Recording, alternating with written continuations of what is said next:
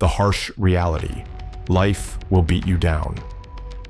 Life is not some fairy tale where good intentions guarantee success. It's a battlefield where only the relentless survive. No matter how good your heart is, life will slap you across the face when you least expect it.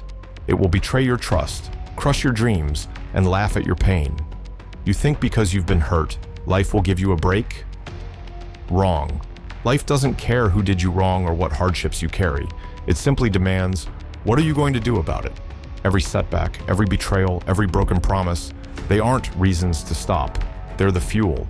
If you're waiting for an apology from the world, you'll wait forever. If you're waiting for life to be fair, you'll die disappointed. The faster you accept that life owes you nothing, the faster you will rise. Where true strength is forged. You want real strength? You won't find it at the gym. You won't find it by chasing comfort or buying more things. Real strength is built inside a hidden, brutal laboratory, your mind. In this lab, there are no witnesses, no applause, no instant rewards. Only you, and the ugliest parts of yourself you don't want anyone else to see. You face your fears head on. You battle your laziness, your doubts, your addiction to comfort. You spend hours, days, years doing the work that no one else even knows about. It's in this silent suffering that greatness is born. It's how you become the person who doesn't break when storms hit, because you've already weathered storms inside yourself. While others entertain themselves to death, you are forging an unstoppable will. Confront your demons. You can't move forward if you're still dragging the corpses of your past behind you. Your pain, your shame, your regrets, they are part of your story, but they do not have to control your future unless you let them. Confronting your demons means sitting alone in the dark with no distractions, no lies, and asking yourself the brutal questions. Why did I quit? Why did I let myself be treated that way? Where am I still hiding? It's messy. It's painful. It will make you cry, rage, break down. But when you confront the truth, you gain your power back. The parts of your story you're most ashamed of, they are your greatest source of strength. If you choose to own them instead of hide from them, don't run from your demons. Drag them into the daylight and make them your slaves. The path to unbreakable mindset. Pain is coming for you either way, but if you choose your suffering, you control the battlefield. Every time you wake up and run when you could have stayed in bed, every time you pick the hard conversation over the easy lie, every time you attack your weakness instead of hiding from it, you are forging a mind that doesn't panic when real suffering arrives. You don't become unbreakable by reading motivational quotes. You become unbreakable by willingly stepping into discomfort until discomfort becomes your home. Chosen suffering isn't about being reckless. It's about building endurance for the battles that matter. If you bleed in training, you don't die in war. Wake up. Before it's too late. Imagine lying on your deathbed, realizing you spent your entire life asleep. That's the brutal truth for millions of people who never stop to ask, where did I lose myself?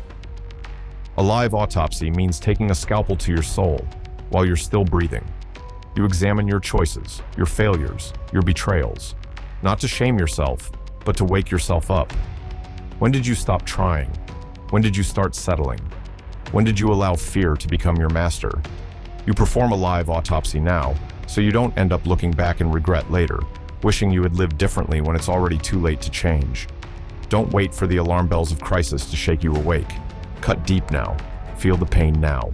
Save yourself while there's still time. The real purpose? It's not your job. It's you. Your purpose isn't tied to your job title, your bank account, or your number of followers. Those things can disappear overnight. Purpose is internal. It's primal. It's the decision you make every single day to stand for something, even if no one else notices. You are the purpose. The way you treat people, the discipline you bring to your craft, the respect you show yourself. That's the real legacy you're building. If you tie your identity to something external, you will collapse the moment it's taken away. But if you anchor your purpose to who you are, to the values you live by, even when nobody's watching, you become unstoppable. You don't chase purpose. You are purpose. Building Goggins. The man you admire today, the unbreakable Goggins, was not born strong. He was built through the ruthless, painful, deliberate death of the weak version of myself. Every lie I told myself, I'm not good enough, I can't do this, life is unfair, had to be confronted and burned away. It wasn't one moment of courage, it was daily death. Death of laziness, death of excuses, death of fear. I had to be willing to become unrecognizable to my former self. I had to let go of everything that felt safe, but was keeping me weak. That's the price of greatness. If you want to become a new person, you must be willing to kill the old one, every single day. The true warrior's balance. Stay hungry enough that nothing satisfies you for long. Stay humble enough that success never changes your character. William Crawford, a Medal of Honor recipient, quietly mopped floors without bragging about his greatness. That's true power. The weak scream for attention. The strong serve quietly and relentlessly. Stay hungry by setting bigger goals as soon as you achieve old ones. Stay humble by remembering that no matter how high you climb, you're still a servant. To your family, to your community, to your own potential. The warrior's path is a paradox. Be the fiercest in the room, but act like you're the lowest. Serve from the dungeon.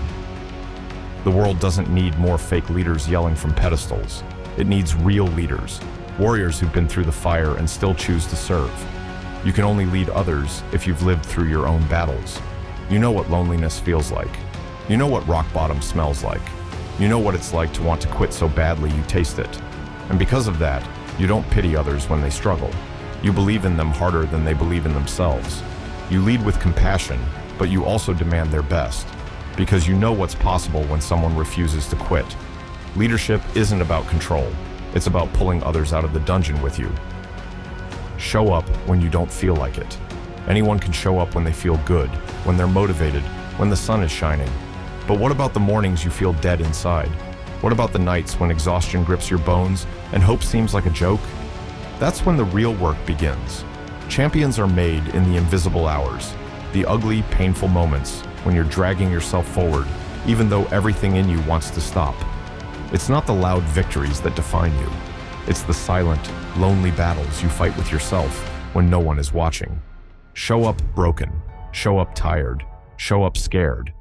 But damn it, show up.